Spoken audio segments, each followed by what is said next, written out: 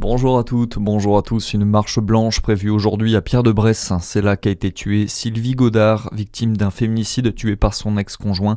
Un drame qui aurait pu être évité. Selon les proches de la victime, Sylvie Godard était résolue à porter plainte contre son ex-compagnon. Un cortège s'élancera à 19h de son domicile avant une marche pour lui rendre hommage.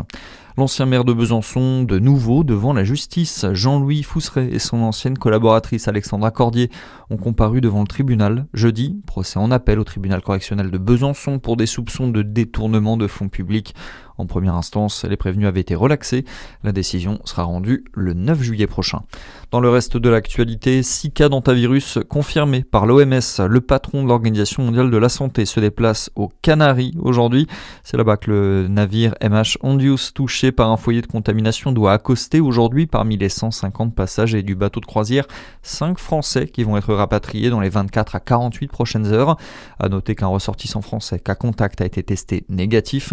Il avait pris l'avion avec un autre cas d'hantavirus qui avait quitté le navire. Boualem Sansal reste en France. L'écrivain renonce finalement à quitter le pays dans les colonnes du journal Ouest France. C'était un coup de colère. Je suis français de nationalité, affirme l'écrivain franco-algérien qui a été détenu en Algérie. Il avait été cible de critiques après son arrivée chez l'éditeur Grasset en pleine polémique sur le licenciement de son patron Olivier Nora, imputé à Vincent Bolloré. On passe au sport, le football et la montée en Ligue 2 peut être validé ce soir pour le DFCO, 33e et avant-dernière journée de championnat. Les Dijonais se déplacent sur la pelouse du Puy ce soir avec la ferme intention de décrocher leur place pour l'antichambre de l'élite. Le Puy, DFCO, coup d'envoi à 19h30. Et puis en basket, 2 matchs à domicile à suivre. Aujourd'hui, en fin de journée à 18h, l'élan Chalon accueille le Portel.